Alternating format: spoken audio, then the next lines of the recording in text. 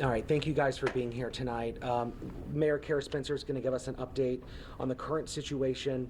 Fire Chief Dennis Jankerson will then give us an update on fire department operations. Lieutenant Colonel Renee Kreisman will give us an update on police operations tonight, and then we will have Commissioner Sarah Russell give us an update on SEMA's operations and the storm cleanup.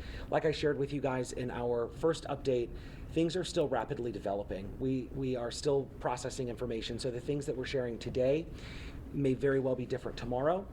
Speaking of tomorrow, we will be holding another update in the morning. That time is to be determined, but we do anticipate that this will be the last prepared update for tonight as the city continues to assess the situation. Mayor Kara Spencer. Thank you all. I'll just say on the forefront of this that our city is grieving tonight. The loss of life and the destruction is truly horrendous. We just learned that the death toll so far has reached 5, and it truly is a hard night for many people and many families in our community. Over 5,000 homes, it's my understanding, have been affected, and as Mitch pointed out, we're going to have a lot of work to do in the coming days. There is no doubt there, but tonight we are focused on life, saving lives and keeping people safe, and allowing our community to grieve the loss of the folks that have suffered so far through this horrific storm. I want to say, too, that our first responders have stepped up in an incredible way from across the region. The first responders' response swiftly, comprehensively is really, truly amazing. My hearts and thoughts are with everybody who's out there tonight working to ensure the safety and well-being of our communities. Thank you. In the coming days, I mentioned we'll have a lot of work to do, but again, we're asking folks tonight to please stay home, stay off the phones. We're struggling to keep the lines open. We're having cell phone issues, particularly in the areas most impacted. So stay off the phones if you can, and most importantly, stay home. To that end, we have implemented a curfew in the area affected in police districts 5 and 6, which will start at 9 o'clock, and that's really just to encourage people to stay home. We want to make sure that those folks whose homes, whose businesses have already been so badly damaged are not looted. We're asking folks to just continue to stay home. Again, our top priority is human safety, and we're asking folks who are in crisis, who are in need, to please dial 911 or 211 for help. Thank you.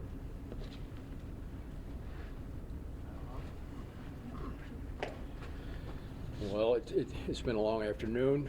I'll reiterate what the mayor said. The quick response from the first responders in the entire St. Louis region, city and county, has been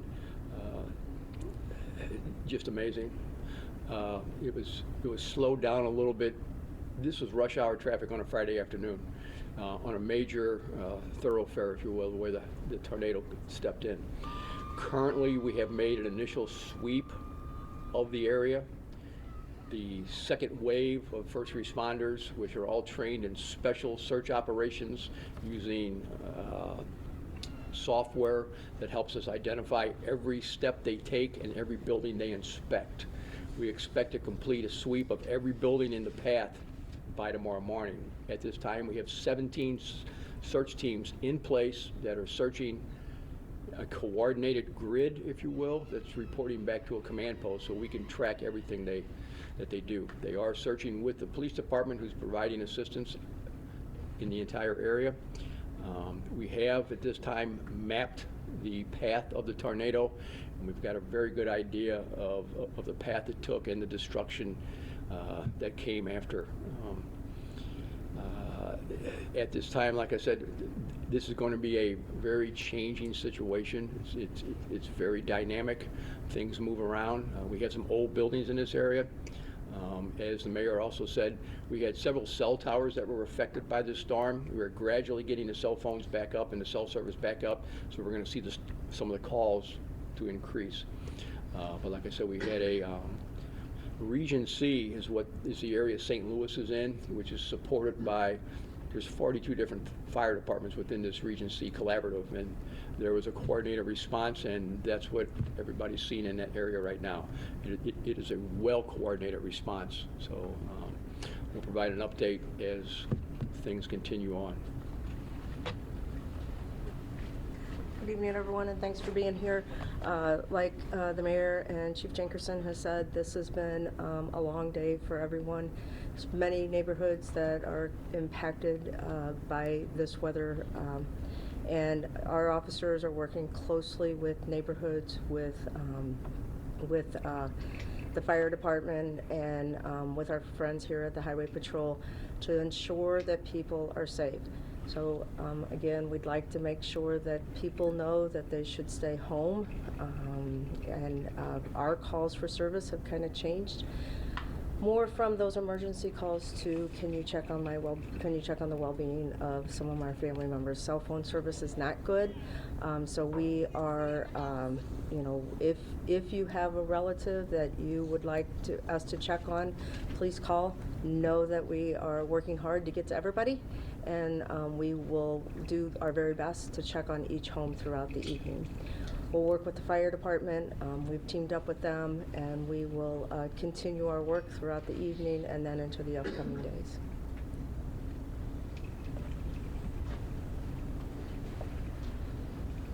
So again, to reiterate, life safety is our top priority. One of the things that I want to mention again is if you transfer or transporting around the area, we ask people to limit that. If you are getting started early in the morning by the light of day to do cleanup, whether you're in the most impacted areas or other areas outside of that, please continue to use extreme caution. If you come across any down lines, treat those as though they are live. If you do smell gas, report either of those incidents to the appropriate utilities. We, from the City Emergency Management, are sharing information and numbers for Ameren and Spire for you to report those circumstances so that they can be addressed and checked out. What we don't want to see is further injuries coming from the cleanup and recovery phase. I do also want to add, if you have not subscribed to the Notify STL alert tool, please consider doing so. You can visit our city website, stlouis-mo.gov/notify-STL. We will be able to use that to share additional information that is incredibly pertinent following for recovery and cleanup. Once we start to look at debris management, we will try and share that information with you so everybody is aware of that. And then any other critical information that we can share with the public as we move into recovery, we will do that. We will also share that on our website and through our social media as well. So we want everybody to please be safe, whether you're most critically in the path of what we presume to be a tornado or on the outside of that. Please be aware that we want you to be safe in all of those circumstances. So we are going to open it up to some questions. Just keep in mind, things are still changing, so we may not have all the answers yet, but be assured that we're working to collect them. And I think that by the show of the people up here today, I think everybody can get the feeling that this is a team effort. With Highway Patrol, county police has reached out, county government's reached out, and we're incredibly thankful for that. We'll open it up for some questions. We'll give it 5-6 minutes. Is that okay? Yeah, one of the questions I wanted to elaborate on why the sirens did not go off. A lot of residents have been asking about that. We are going to look into that. Our priority right now. Step up the podium for the microphone, please. Thank you. Sorry. We have been focused on life safety, and we are continuing to focus on life safety right now, but that will be looked into. How many sirens didn't go off? What's your understanding? That is still something that's being looked into. Some, but you don't really know the extent. I don't have the information right now, no. As I said, we're focusing on the ongoing life safety issues They were and testing supporting them. yesterday. Was there any issues with the testing done yesterday that could have indicated potential issues for today? No, and that testing was for engineers, but again, we didn't see any significant issues with that. We tested the sirens, I believe, 5 or 6 times over the course of the afternoon, and they performed as they should have. What are the details on the crew? Who is that effect, and how long will it be in effect? Is it all of districts 5 and 6, or just part of It is all of districts 5 and 6, yes. And again, we're not looking to really be harsh-handed on this. This is just an issue, a matter of public safety to try to keep folks at home. So, I'd ask you, is there any way you can? Police go ahead. districts 5 and 6. Right, but for people who don't know police districts, what can we? I do have the maps.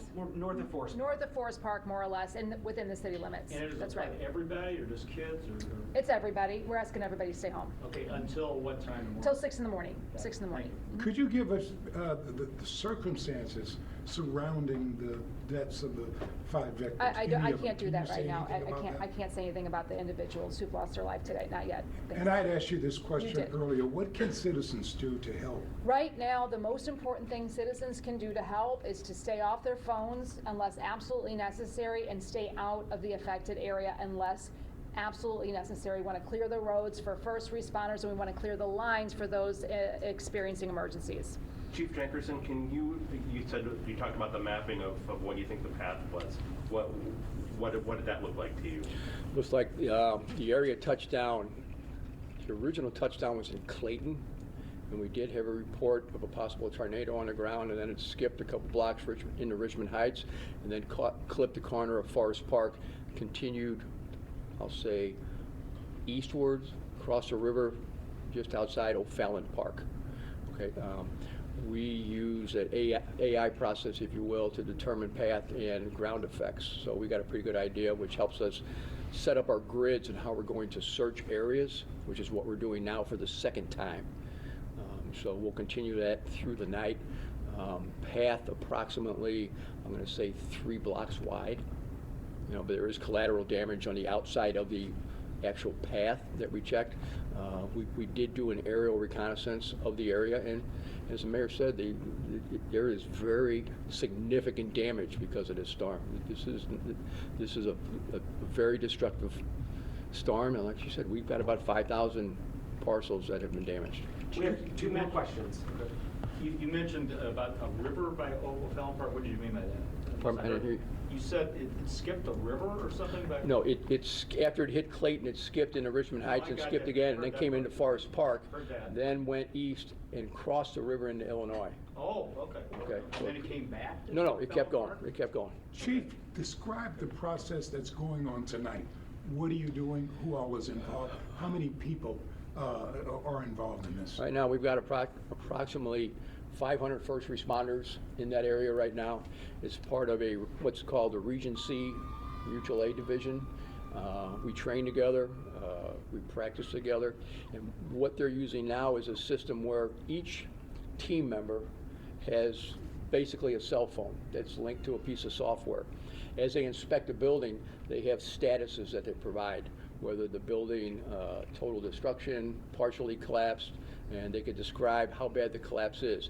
If they happen to find somebody in that facility, they can hit on a button and say, we have 2 people who are going to house in place, or we need an individual picked up by an ambulance. That's being monitored by the command post at this time. So as they find circumstances that need additional assistance, that's relayed back to the command post. Automatically, equipment is sent out. Each team consists of 4 to 5 members with a police officer. And we've got 17 teams in the field right now, and they'll be going house to house all night long. How many people were? One more question. Lieutenant- One more question for Sean. Lieutenant Colonel Priestman, are you concerned about the potential for looting this evening in some of the areas that are affected? So we've certainly had that conversation, and we've certainly have plans in place to address that. And so we've used officers to assist with the fire department, but we also have plans for looting, high visibility, and undercover patrols as we move through the evening. So. Okay, guys, so real quick, and I think one other thing is that we still have other people that have been hurt in this, and so we are working closely along with fire department and the hospitals. As you can imagine, during a mass casualty situation, victims are going to different hospitals. So we have to start working on collecting that. We will work to do that, to provide you that number tomorrow during the update. But I do want to mention one thing about the curfews. Even in our command post, we have nails on the ground, and somebody could get hurt. And so the curfew is to protect people and then also protect their property. and that'll be in effect until 6 a.m. We will provide another update tomorrow, guys. Is it a large number of people hurt, or dozens? Yeah, no, any estimate on We, that? we know that several people have been transported to the hospital. So- Thank you guys very much. Thanks, Mitch. Thank you. Will it be All right, so here? that was St. Louis city leaders, including St. Louis Mayor Kara Spencer and Fire Chief Dennis Jenkerson, talking about the widespread damage tonight. The curfew, by the way, in parts of the city goes into effect in 3 minutes, and that will go until 6 in the morning. We will have the very latest on everything at 10 o'clock. That's in about an hour, and also on our 5 Plus app.